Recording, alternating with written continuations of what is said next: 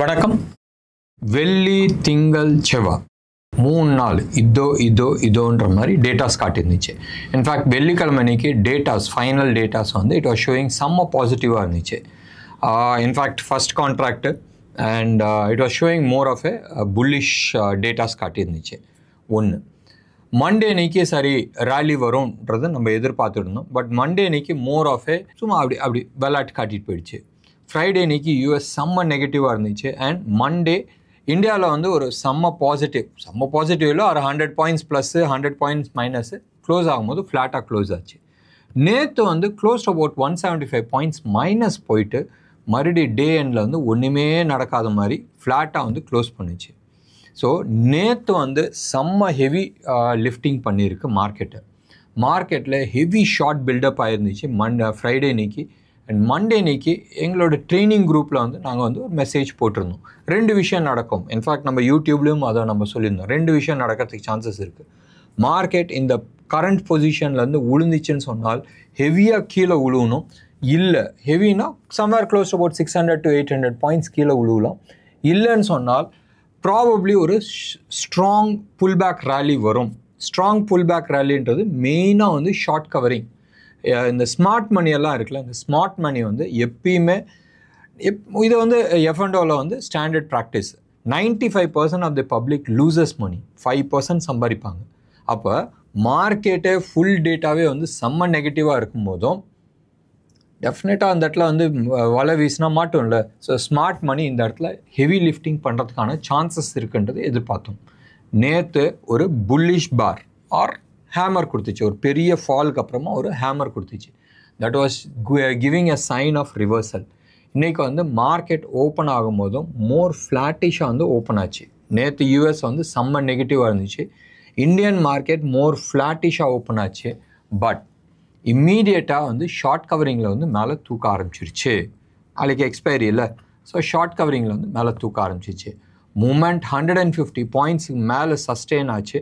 And அங்கேருந்து உங்களுக்கு short covering ஆரம்பிச்சிருச்சு. நீங்கள் நேற்று டேட்டாஸ் பிரகாரம் நீங்கள் எடுத்துக்கிட்டிங்கன்னு சொன்னால் 22,200 வந்து ஹெவி கால் ரைட் ஆயிருந்துச்சு. இன்ஃபேக்ட் நேற்று வந்து செகண்ட் ஹையஸ்ட் கால் ரைட் ஆனது வந்து 22,200 வந்து ஹையஸ்ட் கால் ரைட் ஆயிருந்துச்சு. In fact close to about 84 lakhs, in fact 85 lakhsனே நம்ம சொல்லலாம். அதில் 32 lakh கால்ஸ் நேற்று மட்டுமே எழுதப்பட்டது 22,200. அண்ட் ஹையஸ்ட் கால் எங்கே இருந்துச்சு 22,500 எழுதப்பட்டது.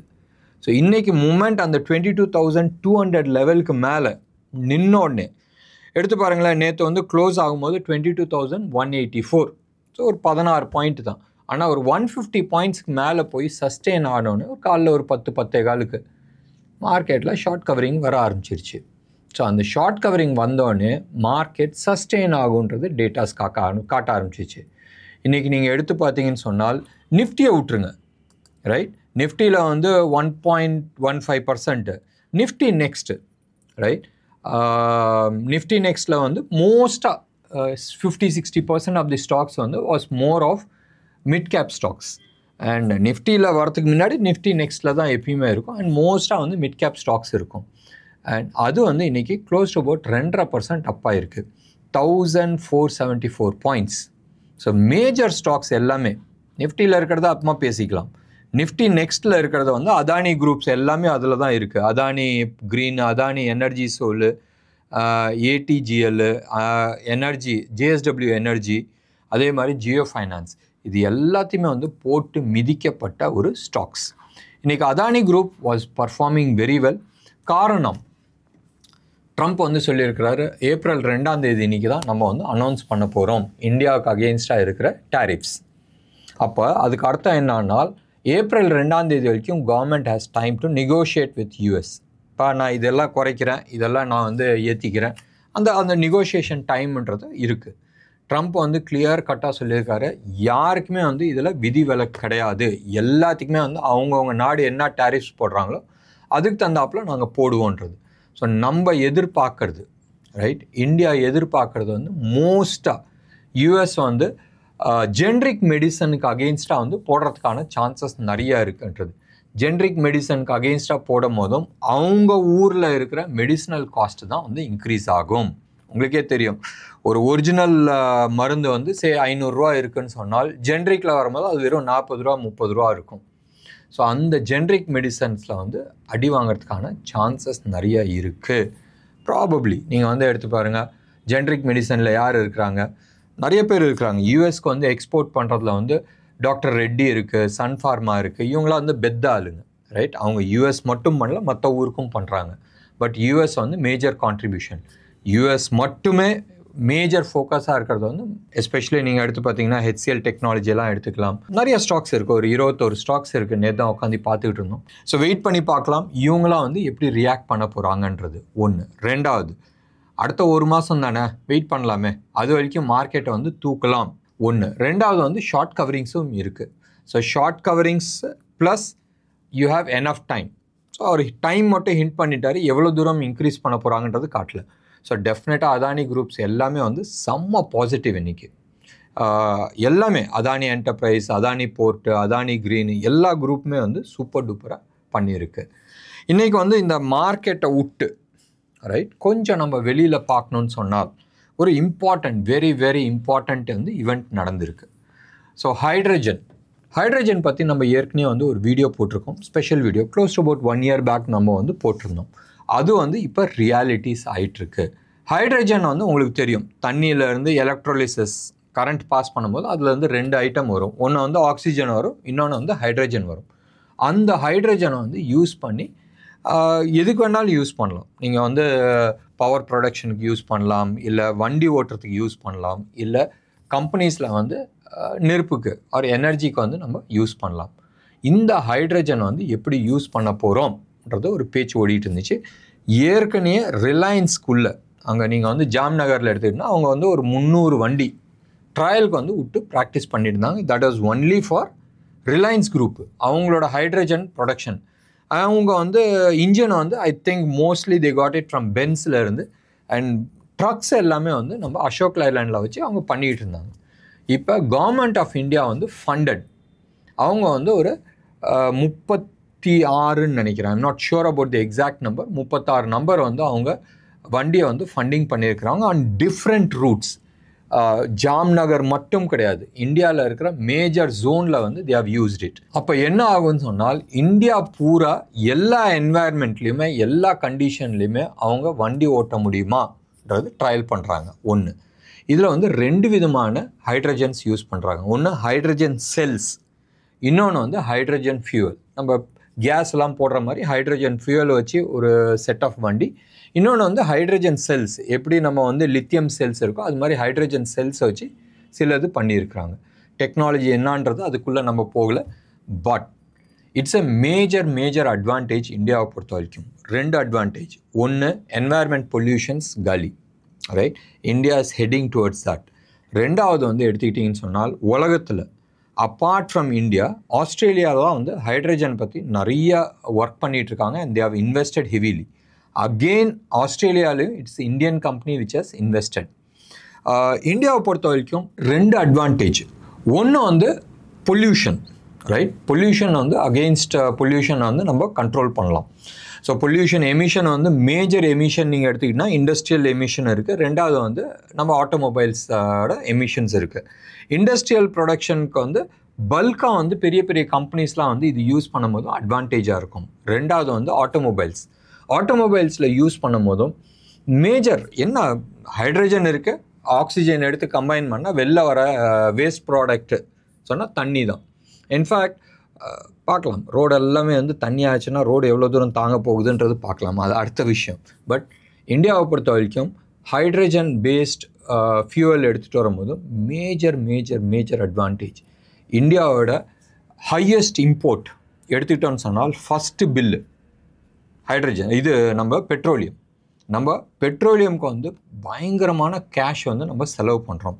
ரெண்டாவது கோல்டு, அது திருத்த முடியாது. நம்ம பப்ளிக் வந்து நிச்சயமாக கோல்டில் வந்து நிறைய இன்வெஸ்ட் பண்ணுவாங்க. அண்ட் நிறைய கம்பெனிஸ் வந்து கோல்டு செல்லிங்க்கும் வந்துட்டுருக்காங்க. ஆதித்யா பிர்லா வந்திருக்கு, நிறைய குரூப்ஸ் எல்லாம் வருவாங்க. ஸோ டெஃபினட்டாக அதை வந்து நம்ம நிப்பாட்ட முடியாது.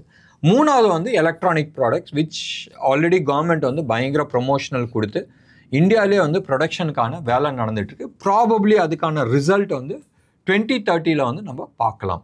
பட் ஹைட்ரஜனை பொறுத்த வரைக்கும் கமர்ஷியலாக இண்டஸ்ட்ரியல் ப்ரொடக்ஷனில் வந்து இப்போ பார்த்தோம் JSW ஸ்டீல் வந்து அவங்களோட ஃபேக்ட்ரியில் ஸ்டீல் ஃபேக்ட்ரிக்கு வந்து ஹைட்ரஜனை வந்து யூஸ் பண்ணியிருக்கிறாங்க கமர்ஷியல் லெவலில் அண்ட் சப்ளை பண்ணது L&T. ஸோ அதே மாதிரி ரிலையன்ஸும் வந்து ட்ரை பண்ணிகிட்டு இருக்காங்க. பட் ரிலையன்ஸ் வந்து they are coming out with ட்ரக்குக்கு ஆகட்டும் இல்லை காருக்கு ஆகட்டும் இதுக்கெல்லாமே. பட் கவர்மெண்ட்டோட ஃபோக்கஸ் வந்து ஹெவி டிரான்ஸ்போர்ட்டேஷன்ஸில் எஸ்பெஷலி ட்ரக்ஸை எடுத்துகிட்டு வரும்போது என்ன அட்வான்டேஜ் ஆகுனால் டிரான்ஸ்போர்ட்டேஷன் எடுத்துகிட்டு வரும்போதும் லாஜிஸ்டிக்ஸ் காஸ்ட் கம்மியாகும் போதும் எக்ஸ்போர்ட் வந்து நம்மளுக்கு சீப்பாக இருக்கும். ஒன்று.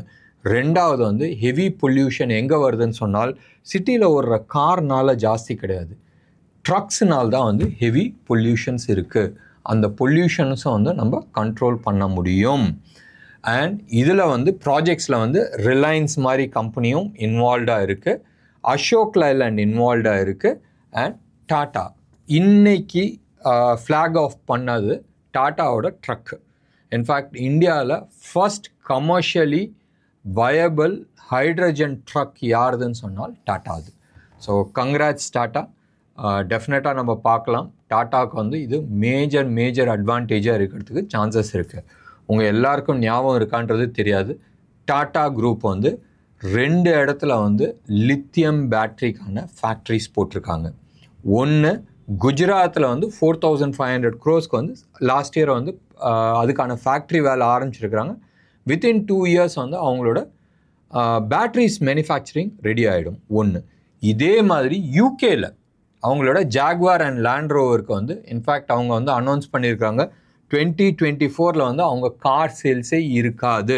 பழைய பிராண்ட்ஸ்னால் அவங்களோட கார் ப்ரொடக்ஷனே வந்து போன வருஷத்தோட நிப்பாட்டியாச்சு. அவங்களோட என்டையர் பிராண்டிங் வந்து மாற்றுறாங்க. 1 year நோ சேல்ஸ். அடுத்த வருஷத்துலேருந்து வர அத்தனை காருமே வந்து எலக்ட்ரிக் காராக இருக்கும். ஸோ அதுக்கும் வந்து அவங்க ஃபேக்ட்ரிஸ் போட்டிருக்காங்க. ஸோ டெஃபினெட்லி டாட்டா குரூப்பு அவங்க வந்து ஒரு இன்னோவேட்டிவ் மெத்தடில் வராங்க. We have to wait and watch. Renewable எனர்ஜியில் எலக்ட்ரிக் சைட்லேயும் வராங்க, ஹைட்ரஜன் சைட்லேயும் வராங்க. எப்பயுமே வந்து ஃபஸ்ட் மூவர் அட்வான்டேஜ் இருக்குல்ல, வெயிட் பண்ணி பார்க்கணும்.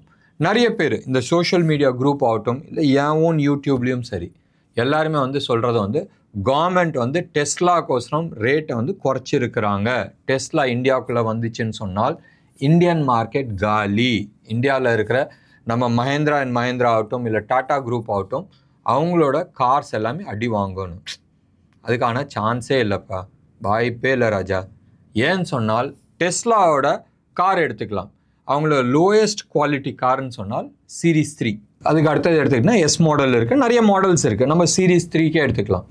சைனாவில் ப்ரொடக்ஷன் பண்ணுற ரேட்டு க்ளோஸ் டு அபவுட் இந்தியாவில் வந்து எடுத்துக்கிட்டோன்னு சொன்னால் அரௌண்ட் 32 lakh rupees ஆகுது. ஸோ சைனாவிலேருந்து அவங்க இம்போர்ட் பண்ணாலும் 32 lakhs ப்ளஸ் டியூட்டி எது வேணால் இருக்கட்டும், 30, 40, 50% எது வேணால் இருக்கட்டும், அந்த டியூட்டி இருக்குது. ப்ளஸ் இங்கே இருக்கிற ஆப்ரேட்டிங் காஸ்ட்ன்றது ஒன்று இருக்குது. ஸோ உலகம் எங்கும் நீங்கள் வந்து டெஸ்லாவோட மாடல் எடுத்துக்கிட்டிங்கன்னு சொன்னால் லார்ஜ் ஃபேக்ட்ரிஸ் இருக்குது. சேல்ஸ் கவுண்டர் அவங்க வந்து பெரிய கவுண்டர் இருப்போம், பட் அங்கே வந்து ஸ்டாஃப்ஸ் வந்து ரொம்ப கம்மியாக இருப்பாங்க. ஒன்று. ரெண்டாவது வந்து அவங்க சர்வீஸில் வந்து ஜாஸ்தி கான்சன்ட்ரேஷன் பண்ணுறது கிடையாது. எப்படியா இருந்தாலும் அவங்கள்ட்ட தான் சர்வீஸ் வந்தாகணும். அண்ட் நிறைய டேட்டா பாயிண்ட்ஸ் அவங்க வச்சுருக்கிறாங்க. ஒவ்வொரு கார்லேயுமே வந்து so much of datas is there. அந்த டேட்டாஸ் வந்து they always do the mining. So ஒரு காரில் ஒரு ப்ராப்ளம் வரத்துக்கு முன்னாடியே வந்து அவங்க வந்து சொல்லுவாங்க இந்த இடத்துல இந்த ப்ராப்ளம் வருது. ஸோ ரிமோட்லேயே வந்து நிறைய சர்வீஸ் பண்ணுறதுக்கான வாய்ப்புகள் இருக்குது. எலக்ட்ரிக் கார் தானே, எலக்ட்ரானிக்ஸ் தானே, ஃபுல்லாக மாடியூல் தானே. இன்றைக்கி டேட்டில் கம்ப்யூட்டரில் ஏதாச்சும் ஒரு ப்ராப்ளம்னா யாராச்சும் சிப் லெவலில் போய் சர்வீஸ் பண்ணுறாங்களா? இந்த கார்டை எடுத்து போட்டு இன்னொன்று கார்டை போடுறாங்க, அப்படி தானே. ஸோ டெஸ்லா காரும் அப்படி தான் இருக்குன்றது எல்லாருமே எதிர்பார்க்குறாங்க.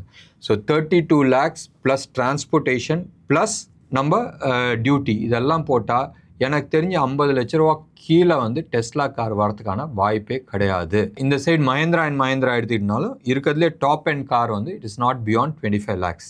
அதே மாதிரி நீங்கள் டாட்டா அதை எடுத்துக்கிட்டோன்னா 10 lakhsலேருந்தே ஆல்மோஸ்ட் 12 lakhs, 15 lakhs, 18, 19 lakhsக்கெலாம் கார்ஸ் நல்லா அவைலபிள் இருக்குது. Indian market has its own cars. Tesla வரும்போதும் பென்ஸு, BMW அண்ட் வால்வா அது மாதிரி கார் கூட தான் மோதுறதுக்கான வாய்ப்புகள் இருக்குது.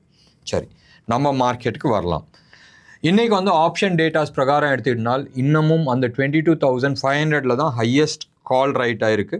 அண்ட் செகண்ட் ஹையஸ்ட் கால் வந்து சம்வேர் க்ளோஸ் டு அபவுட் 22,600 இருக்குது, 1.17 crores. அண்ட் ஹையஸ்ட் புட்டு வந்து 22,200 வந்து செகண்ட் ஹையஸ்ட் இருக்குது, ரைட், 94 lakhs. அதில் 63 lakhs இன்னைக்கு மட்டுமே எழுதப்பட்டது. ஸோ 93ல் 63 இன்னைக்கு மட்டுமே எழுதப்பட்டது. ஸோ 3ல் 2 பகுதி வந்து இன்னைக்கு எழுதப்பட்டது. அதே மாதிரி 22,000ல் ஹையஸ்ட் புட்டு ரைட் ஆகிருக்கு. ஸோ நாளைக்கு எக்ஸ்பைரி வந்து இன்ட்ரெஸ்டிங்காக இருக்கும், ஒரு டைட் மார்ஜினில் வந்து இருக்குது. ஸோ அப்சைட் போதான்றது நம்ம பார்க்கணும். நீங்கள் யூஎஸ் மார்க்கெட்டில் நீங்கள் எடுத்துக்கிட்டோன்னு சொன்னால், யூஎஸ் போகிறதுக்கு முன்னாடி நம்ம மார்க்கெட்டை முடிச்சிடலாமே. இன்றைக்கி ஆல்மோஸ்ட் எல்லா செக்டருமே வந்து செம்ம க்ரீனாக இருந்துச்சு. நிறைய ஷார்ட் கவரிங் இருந்தனால அந்த ஷார்ட் கவரிங்கோட ரிஃப்ளெக்ஷன்ஸ் ஹெவியாக இருந்துச்சு. இன்றைக்கி மோஸ்ட்டாக ஃபைனான்ஸ் செக்டர், எஸ்பெஷலி என்பிஎஃப்சிலலாம் எடுத்திங்கன்னா செம்ம ராலி. நீங்கள் வந்து எடுத்து பாருங்கள், ஐஏஎஃப்எல் 11% அப்பு, ஜியோ ஃபைனான்ஸ் 5.5% அப்பு, ஏஞ்சல் ஒன் 4.9% அப்பு, 5%னே வச்சிங்களேன். ஹெச்டிஎஃப்சி, ஏஎம்சி, ஆர்இசி, ஐஆர்இடிஏ எல்லாமே வந்து 4 to 5% அப்பாக இருந்துச்சு. இது எல்லாமே வந்து ஷார்ட் கவரிங்கில் மேலே ஏறினது தான், ரைட்.